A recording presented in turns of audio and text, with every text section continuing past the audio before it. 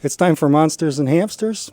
Timely dispatches from the southern Vermont and New Hampshire borderlands for all you Vermontsters and New Hamsters. Yeah, it's board meeting night, and so you're going to be hearing the party in the background. It's a volunteer board, and they keep the wheels on.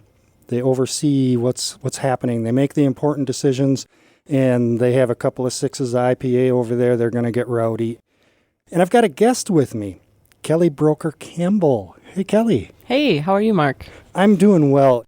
You were asked on because there's a Makerspace that's in the works. Yeah.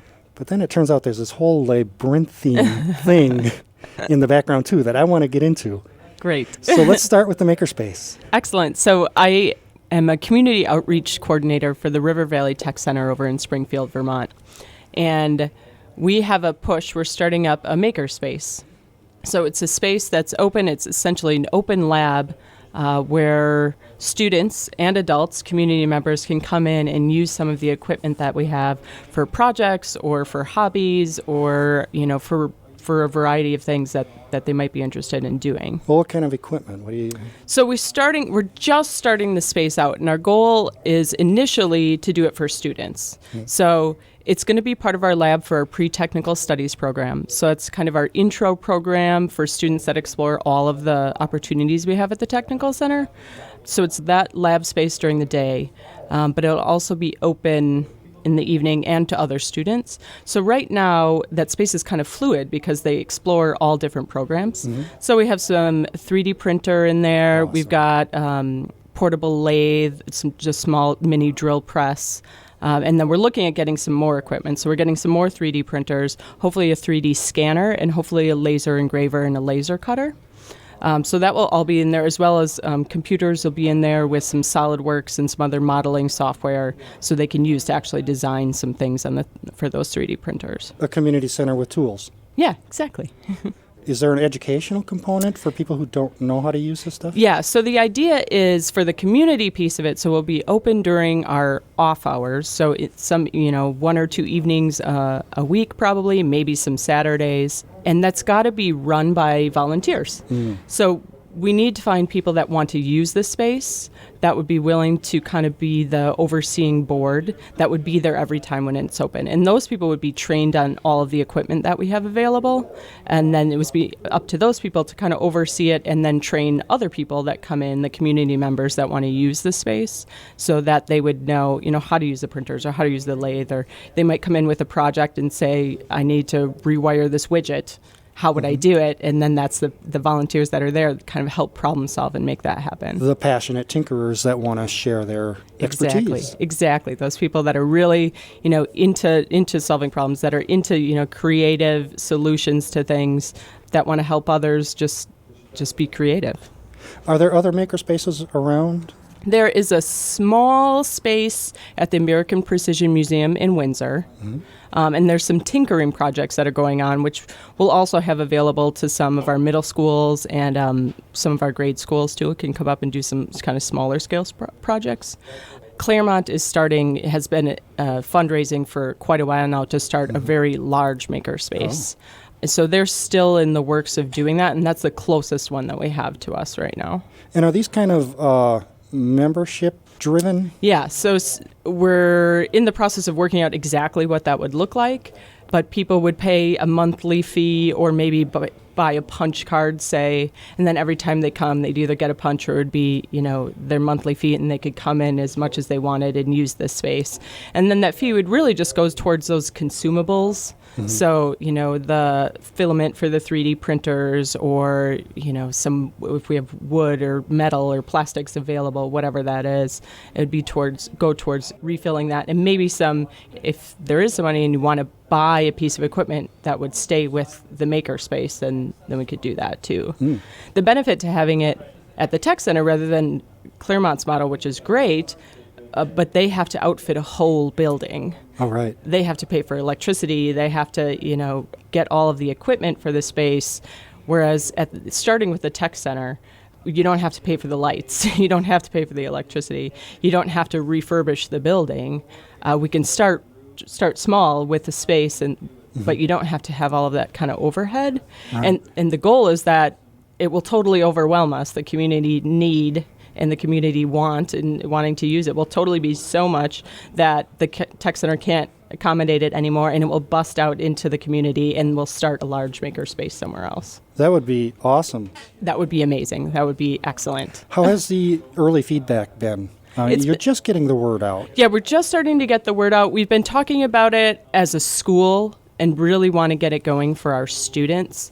We really want parts of it to be student-driven because we want them to take ownership of it, that this is their space, that it's a place that they could come either before or after school or even during some of their class times and play and tinker and, do different projects that they're interested in.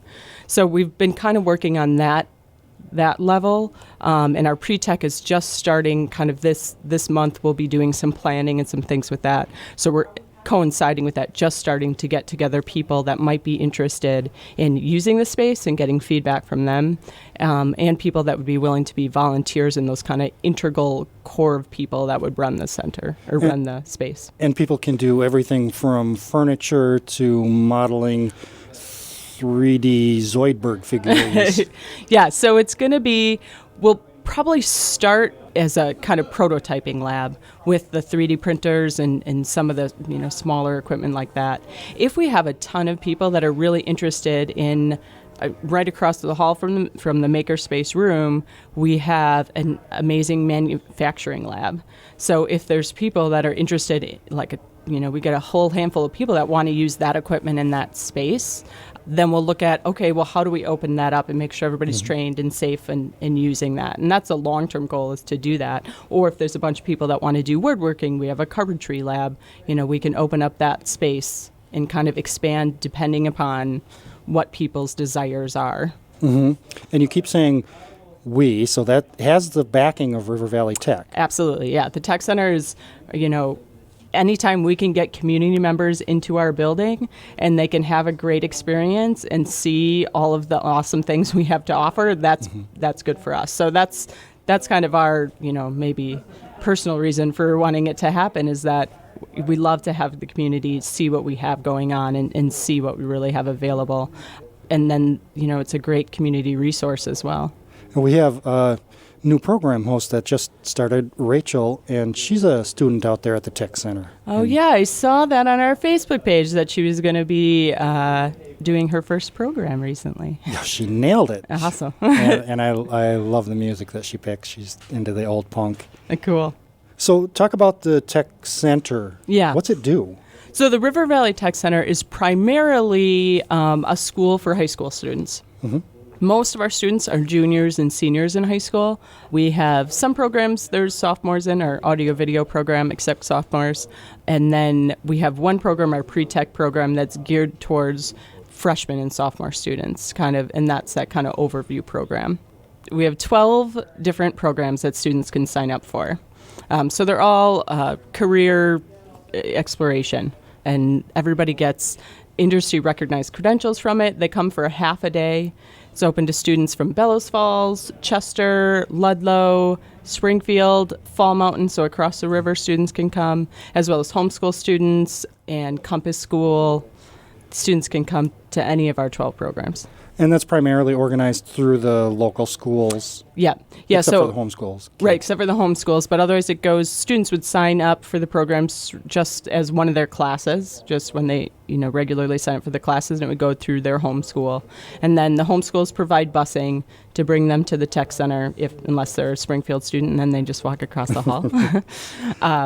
But then they sign up that way. All of our programs are 2-year half-day programs that students participate in. So regular school for a half a day and then Tech Center for a half a day. Yep. It sounds intensive. It is. It is intensive. It's fun. It's hands-on. It's project-based. Every program is different, but every single one of our programs has a classroom and a lab. The lab space for human services happens to be a daycare. Part of your learning about the development of children, and then you go actually apply that and see how it works. Whereas the lab space for our advanced manufacturing and engineering programs are an advanced manufacturing lab. So it's different based on which program it is. We have employers are really heavily involved in all of our programs. The idea is we have an advisory board for each program that has a host of employers on it, advising the teacher about their curriculum so that they're preparing students for that career field. Great for the kids, but there's adult ed too, yeah? Yeah. So daytime, we're primarily for our high school students during the day, but we also have an adult education program. There's a host of offerings usually by semesters for adults at the tech center as well. And that's everything from a licensed nursing assistant is a big program that we've been offering for a long time. Welding programs we offer and we're trying to get going again.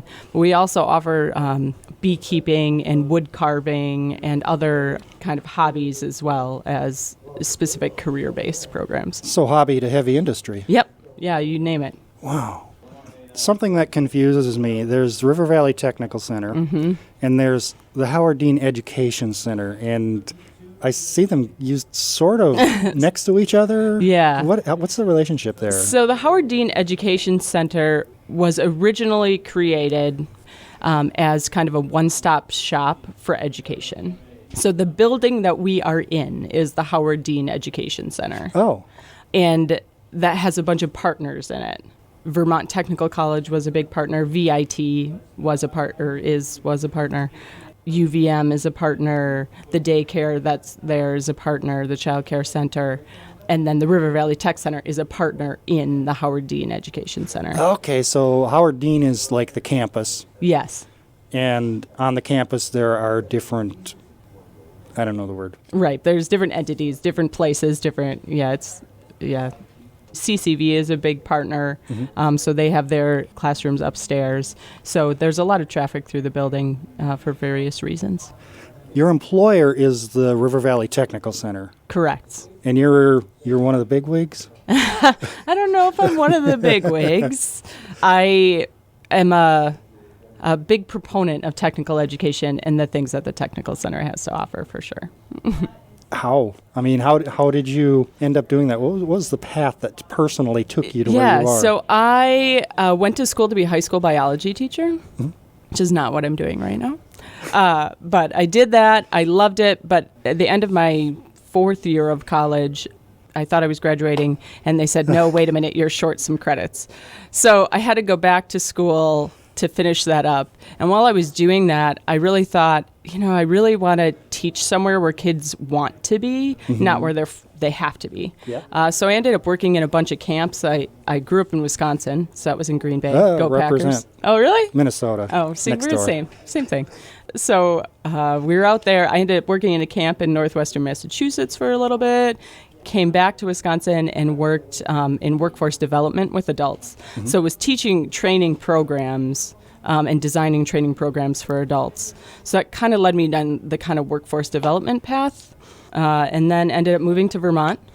My husband and I got married, and we wanted to move, and we got a job offer in Ascutney and one in Daytona Beach, Florida, and we decided, we're more Vermonty kind of people, so we moved to Vermont. Oh, It was about NASCAR's 7 lost. years ago. Yeah, I guess so.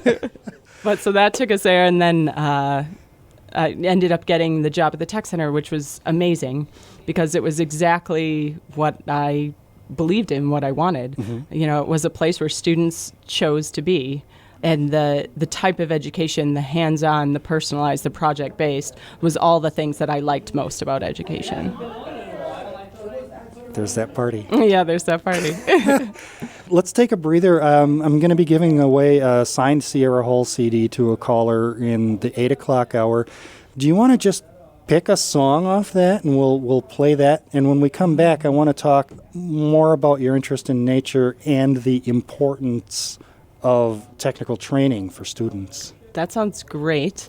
Let's, what about Queen of Hearts / Royalty? Sure. What number is that? Number 10. This is Sierra Hull, Queen of Hearts / Royalty. It's from her solo CD that's fresh out. You know Sierra Hull. She was the mandolin prodigy. She was in Highway 111, and now she's all grown up, and she's writing her songs. And this was produced by Bela Fleck, so that's kind of cool.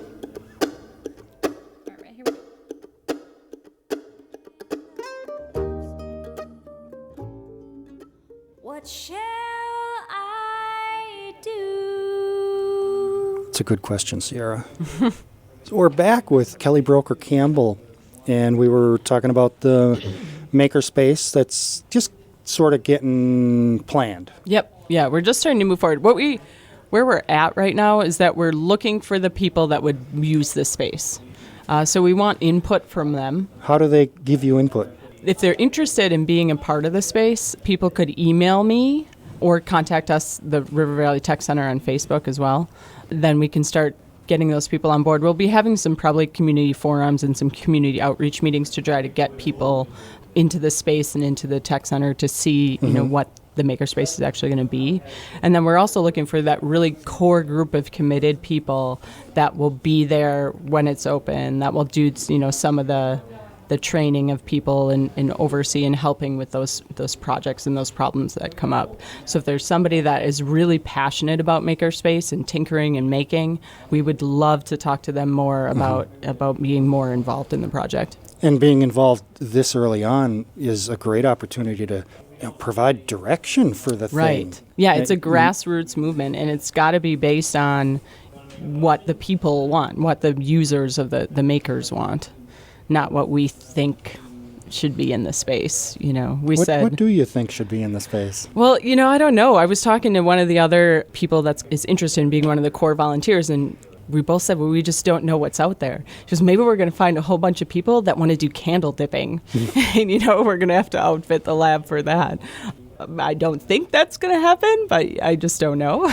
So if the candle dippers are the people that step up right now in early days. Right, we're going to have some candle dipping, I would guess that just with the history of the region and with the history of Springfield, that manufacturing lab that we have is going to be something that's going to be opened up in the pretty near future. Those machines and those tools are something that people, you can't, it's more difficult to have in your home that people might want to use. But we'll see what happens. Yeah, and that whole gear shaper heritage is still imbued. Right. Even if people don't feel it in themselves, it's there. Right, exactly. You still got that kernel in you. Make it shine. Even if it's just a hand-cranked potato peeler. Right. Hand-cranked potato peelers. Especially if it's a hand-cranked potato peeler. Maybe even more so if it's hand-cranked potato peeler. That's what we need in this world. And you work with middle school kids as well. Yeah, that's a big part of my job is doing outreach to the middle schools. One of the big goals of the Tech Center was to do career awareness early and often. Just to get kids, thinking about their future and exposed. And all of our schools are really doing a great job of reaching out to kids earlier and helping them do field trips and do planning. And there's been some legislation that's helped schools do that. I love our middle schools. I love our middle school guidance counselors who I work with and our technology teachers at the middle schools. We do everything from setting up field trips to bringing the kids to the tech center to see what we have. One of our bigger programs is 2 to 3 and maybe more times a year we offer an after-school program. Each time we usually have 3 to 4 offerings that students from all of our sending schools in the regions can take part in. The program's free. Schools, parents, nobody has to pay for it. It's grant funded so that students can come and have a positive school experience, start, exploring some high school programs that then will lead to jobs and careers that they might want to have. So that's open to 6th, 7th, and 8th graders at all of our sending middle schools. This round, we're going to have audio-video production, focusing on audio. And then we're also going to have the Makerspace open for tinkering. So there'll be some projects that students can choose to make. They can use a 3D printer. We're going to have some robotics things available for them to play with. So just have some time to do projects on their own. If they have ideas, things they'd like to try to do, they can talk to the instructor that's there and try to come up with something. And then we usually have culinary arts programs, some cooking classes or programs that students can take part in. And so the offerings change every time. And they're usually 3-week programs, 1 day a week after school. Students get bused up to the tech center. They get to meet students from other sending schools as well. So that's kind of neat. They make new friends. They, form new groups of people. And then, the buses take them back or parents pick them up from the tech center at the end. And parents, that's free. It's free. You can't beat free. I know. And it's kind of important to expose the kids to this, isn't it? Yeah, it's really important. This is when, by 8th grade, students have a pretty clear idea usually how they feel about school, and then a lot of them have ideas about what they want to do or what they can do after high school. And a lot of them, you know what you know, but you don't know what you don't know. So a lot of them don't know that school can be welding while you're in school, or that school can be taking a health careers class and getting college credit for it, or working in culinary arts and learning how to bake and do some really high-level cooking. So this is kind of the entry into that, and it's really fun. We bring up special groups of kids. We've had schools say, hey, I have this group of 8th grade boys that are really into culinary, and they're just not really connected to school. But if they could see that was an option for them in the future, I think that would really help. So we'll bring them in, might do a special program for students that way, build it around, what they're interested in, or, have them come up and see. We have some students I know that are regulars and are like, what's the next program? What's the next program the Tech Center is going to offer? And other ones might just come up for one specific offering that they're interested in. That's good for helping the kids prepare. And again, good for the kids. What about people who are transitioning careers through either choice or necessity? Yeah, so the Tech Center adult programs are great for that. Any of our evening classes that we have from, maybe advanced manufacturing or welding all the way up to the L&A courses. But we also, I'm the coordinator of the Workforce Investment Board. So that's for Windsor, Bellows Falls, Ludlow, Springfield, that whole region, and everywhere kind of in between. Workforce Investment Board. Workforce Investment Board. WIB. The WIB. What does that mean? What do those words mean together? So the idea is that we're a group of people that are interested in connecting business and education, so that businesses and educators like the Tech Center or like Department of Labor representatives, that we are helping to provide education that meets the needs of employers, so that people that are maybe struggling to find employment or had a career change or aren't sure what they, were doing something for a while and now aren't really sure what they wanted to do or what's next, that there's opportunities for them, and that the training and the education that's being offered in the region matches what employers are looking for.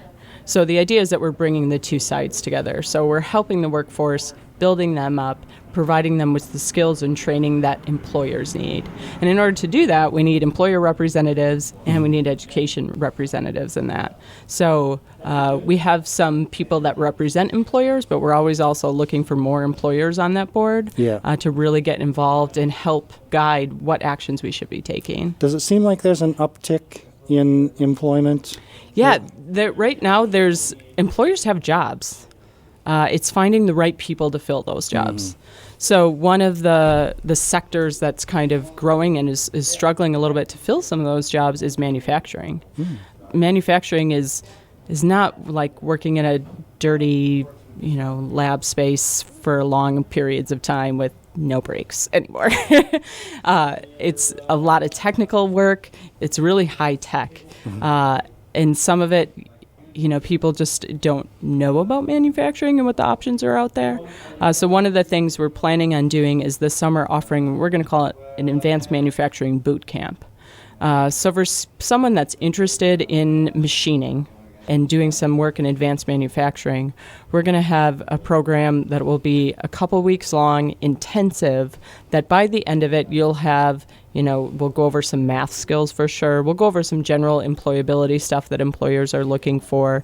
The work keys assessment and program through CCV will probably be involved in that and part of that.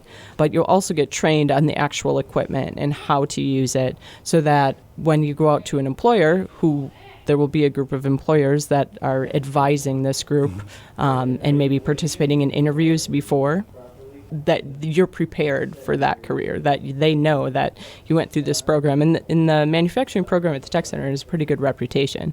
So we're building off of that to offer that also to adults that are looking out there. So precision manufacturing and heavy manufacturing are both kind of a hybrid of tech and hands-on these days? Yeah. Nature. Going from that to nature. Yep. Tell me about nature. You're passionate about nature I in some am way? passionate about nature. So the other, like I mentioned, I went to school to be a high school biology teacher. So I'm really interested in science. I've always been interested in science and nature.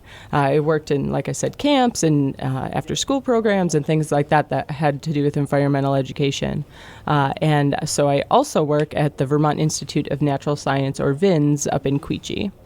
So what we're kind of known for, if people have heard of VINS, usually they've heard of us as our nature center, which has wild bird rehabilitation. So we have raptors, we have a raptor show, we have owls and all sorts of falcons and birds that you can see, educational programs that tie to that. And then if you would say find an injured bird, we also have a wild bird rehabilitation where you can bring that bird in and we'll do what we can to help that bird be rehabilitated and be released into the wild. My end, though, is with education. So we kind of have three prongs. Bird rehabilitation is one, and the one that people know the most about. One of our also goals is research, and then the third is education. So the Nature Center is a big part of that education and educating the public, but we also have programs that work with schools and work with teachers. There's two of us, or three of us right now that work in schools, and I primarily work with middle schools. We started a new program this year called the Science Symposium. Science Symposium, yeah. I go out and I meet with teachers, kind of present the idea of this program, and then work with students to kind of prepare them for it. And the idea is it's research-based. It's tied to standards that teachers need to be teaching, and a lot of it is newer for teachers. It has some engineering and design components to it. This year it's all about flooding and erosion.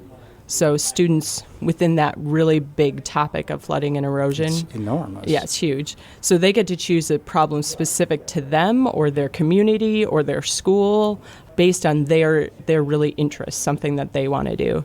And they do research on it, on the problem, maybe do some interviews of some people from the Agency of Natural Resources or emergency management professionals or Dartmouth researchers, or have some students have been a part of some of the schools that we've worked with. And these kids are how old? They're middle schoolers. That is freaking amazing. Yeah, it's awesome. So they get to do that and then come up with the ideas that they will design some sort of problem. And some of the problems are as small as there's bank erosion in the back of their school, and what can they do about it? And some of them are huge, like we had this huge flood called Irene, if you remember.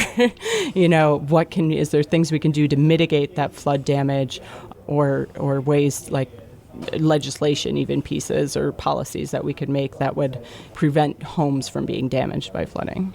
Man, you got your fingers in a lot of pies, don't you? I do. But that's the Vermont way. It is the Vermont way, cobbled together pieces of things so you get, all things I'm interested in and that I really enjoy. And it creates a cohesive whole. Right, exactly. We're talking with Kelly Broker-Campbell about everything. Yeah. What else should we touch on? What else are you passionate about in the world? Something else I'm passionate about, I also am a coach for the Girls on Track program. Oh. The national program is Girls on the Run, and then the program directed towards middle schools from that is Girls on Track. I'm a coach in Springfield. I was maybe going to take this year off because I have a newborn baby, but I just saw some of the girls today, and they were begging me to come back and coach. Oh, that's so nice to it's feel hard wanted. to say no when they didn't give me a choice, they said. But it's an amazing program, and I know there's one in Bellows Falls. I don't know if there's one up in Ludlow, but there's certainly programs around the area. Girls on Track, what's it for? Girls on Track. So girls, middle school age girls, for Girls on Track, come, and there's two components. There's one where we do some fun activities, and it's all about learning and building self-esteem and confidence, setting goals, and then helping the kids reach those goals. And then that kind of big part of the goal is that we train for a 5K. Mm-hmm. So it's all about making healthy decisions. So we do some activities, we talk. It's very candid with the girls about things that they're experiencing. Talk about everything from bullying to nutrition to healthy conflict management, styles and skills and tools. And then we also do do the running piece. But it doesn't have to be running. So every girl is going to be at a different place. Sure. And it's really all about them being confident enough to set a goal and really strive for that and reach that. So some girls, the goal is, I want to walk the whole 5K without stopping. And that's amazing. You know, they set that goal and then you work towards it. Other ones are maybe, you know, they want to run it faster than they ran last year. You know, so each girl is really individual, but it's a really positive program. Fun, educational, It's fun, personalized. educational, yeah. And the girls are crazy, and they're a riot. They're really a lot of fun. I probably would have made better life choices if I'd been involved in. Right, exactly. And that's what kind of prompted me to start the program. I was at the tech center and was working, you know, knew some girls that were making some not great life decisions and was kind of frustrated with it. And just that day, I happened to look at the paper and saw that they were looking for coaches for this program. So I checked it out and thought, wow, this is serendipitous. It's really easy these days for kids to make bad decisions. It is. So the more you can be a good role model and give them tools that they can, you know, be confident enough to make good decisions, the better. And that all goes back to everything that you're doing. Yeah. Yeah, it's all about providing kids with resources and different tools and different experiences that maybe they wouldn't have had otherwise. Let's take another breather. I've got to absorb this. Talking with Kelly Broker-Campbell. This is Monsters and Hamsters on Black Sheep Radio. What track should we play? Let's go with good old number 2. Number 2. Compass. I predict that the lyrics of this song are going to tie in with what you've been just talking about. That is quite possible. This is Compass by Sierra Hull. Tired of spinning around in one direction. She can find direction at River Valley Technical Center with Kelly Broker-Campbell. You know, I keep coming back to the Makerspace thing because that's what fascinates me the most. I should be a lot more interested in the career training stuff. Well, to each his own, right? That's what they say. Springfield has a steampunk festival. They did the first one last year, and Springfield is just such a natural choice with the whole gear shaper thing. I mean, the Makerspace has got to be hooking in with that. Yeah. So we've been talking to the board, the Steampunk Society of Vermont's board, because we feel like it's a real natural fit for Makerspace and the maker community. A lot of that same creative vibe, it goes through steampunk because they're so into that whole community is so into creating their new things, whether it's from little gadgets or it's, you know, their costumes and their outfits that they're wearing. That sentiment is the same. Sabrina Smith has been excellent at helping us get the word out and talking to the steampunk community about Makerspace. We'll definitely have a booth and run some little workshops and some demos at the Steampunk Festival. The Makerspace and the Makerspace group will, which we're also looking for a better name for the Makerspace than the Makerspace. That'll be something that our core group of volunteers will do to have something a little more creative than that. Yeah, we're definitely trying to tie into that same community and that same creative vibe that's with the steampunk. My wife and I went to a casual steampunk gathering. It was at Mass, New Hampshire. It must have been New Hampshire because I met Vermin Supreme there. And they have a Makerspace, and those guys and gals were so nutty and so cool, and they were doing amazing things. Right, just the possibilities are endless. And if you see some of the things and some of the gadgets that they have, it's just, they're so creative. It's so off the wall. You don't have to be crazy. No, you don't. Yeah, and it could be an idea that you have for a small piece for, a business that you have that there's this one thing that if you could, maybe start making it, or you don't want to invest in the equipment now, but you need to run a prototype of it to figure it out. It can be very logical, or it can be very creative and crazy. Yeah, I mean, you can do a proof of concept for a patent improvement, and that is your ticket out of the rat race. Exactly. You have your own invention that can go out there and make you some bucks. I'm not that clever, unfortunately. Me neither. The other thing that we'll hopefully or will have as part of the the Makerspace is offering also some courses. So there'll be training on the equipment, but a big part of the Makerspace is usually involvement with the small business development centers and some entrepreneurship, business planning. So there'll be some training along that lines too. So if you make your grand invention, they can help you market it and figure out, how to get some funding so that you can make something on a bigger scale. Yeah, I know the state, they give courses pretty regularly in the area on how to pitch and how to present yourself and how to get things going. Yeah, so we'll connect to those things that are already happening with the Makerspace in that community. So you people who are thinking about this, how do they contact you again? They can email me, Kelly Broker-Campbell at rvtc.org. Or you could go to our Facebook page and message us there, just to the RVTC, the River Valley Technical Center. And if you put a message out, it'll get to me, and we'll hook you up. Anything that we've been discussing that's interesting, whether it's the Makerspace, whether it's programs for the middle school and high school kids, whether it's adult education, presumably you have a computer and you can just go on and look for River Valley Technical Center and find most of that. Or the nature stuff, VINS. VINS, yep. So it's vins.org is the website for VINS. With the Nature Center, we have all sorts of programs going on. Our next kind of big event is on February 20th, our Owl Festival.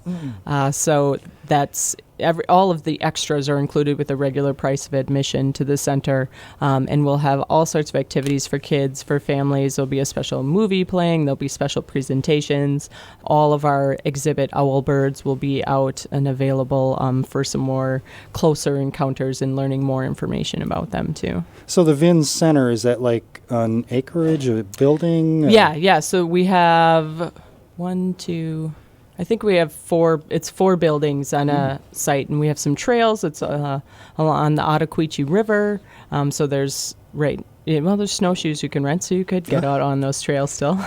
In some different installments, and then you can see the birds. You can visit the rehab center. We have a classroom where there's also like bird performances, if you will, that they bring the birds out and actually do bird on glove, so you can get some more close up and learn some more information about our birds. Are there volunteer opportunities at VINS? There's lots of volunteer opportunities at VINS. Everything from science education docents. We do a special science program on Sundays called Discovery Sundays that we're always looking for great people. They're really fun. I help coordinate those as part of the education program. And we have an amazing group of volunteers right now, docents that come, and we do trainings once a month on a Tuesday. Some people will, volunteer a couple times a month, sometimes just once a month or once every other month. But it's a really fun, hands-on activities that people do with, the public and the kids that are at the center. So that's a really great. And then there's care of the birds. There's also, paperwork, office work. There's all sorts of things. We're a nonprofit, so we're always looking for volunteers. There's always paperwork. Yes, there's always paperwork. I am drying up. I've got nothing else that I can think of to ask, and I know that once we're done, I'm going to think of things. All different things. Yeah, the other thing I'd like to maybe put a little pitch out there for is the programs that we run at the Vermont Institute of Natural Science, our education programs. So we work with schools. We have some grant funding available. Otherwise, there's a cost. They can go through professional development. Teachers get professional development credit for working with us. And the whole point is that we're a resource to schools and to teachers that are, looking for different ways or more hands-on ways to teach science in their classes. And so I, focus on middle schools, but we do programs from pre-K all the way up to middle school. And so if you're interested in learning more about those, we have the Center for Environmental Education at VINS. You can go to vins.org or vinscee.org, and that will give you more information about our programs. And we'd love to talk to people and teachers that are more interested in working with us. And that's principally our regionally appropriate focus? Yeah. especially the science symposium is. And then the other ones are based on, especially elementary school, are based on the science standards. There's the next generation science standards. We also do professional development around those, but that's a fairly new thing. So there's some elements that maybe teachers haven't taught before and would like some new ideas with, and so we come down and work with them of how to, we'll teach some courses or some classes to actual students. So we do working with students and working with teachers so that it's really a wraparound kind of program. If you tuned in late, we've been talking to Kelly Broker-Campbell about a whole mess of things. And this is going to be available on the Black Sheep Radio website, wool.fm, unedited for the next week. You can go to wool.fm and look for the audio archive. And it's going to be also edited for social media. Sounds great. Just keeping the good parts. The parts where I say stupid things, those come out. Yeah, well, we can cut a little bit of my hums out of there. Maybe I can get some interns from the Tech audio-visual. Center. There you go. Anything else? No, I think we have talked about everything I could talk about. You have been really great, really you. informative, and you're doing important work in the world. Great. I really enjoy it. I'm lucky that I have 2 different places that I love to work and things that I found that I really love to do. Keep doing it. Thank you. Until you I find will. something better, then add it. Because that's yes, the because Vermont that's way. what we do. Yeah. Arbitrarily, I'm going to play the last 2 tracks on that Sierra Hull disc. I'll be back, and shortly after the top of the hour, I'm going to give this away. It's a signed CD. Her pen to your CD sleeve. And you'll be able to call in, and I don't know, during these next couple of songs, I'll figure out what the rules are.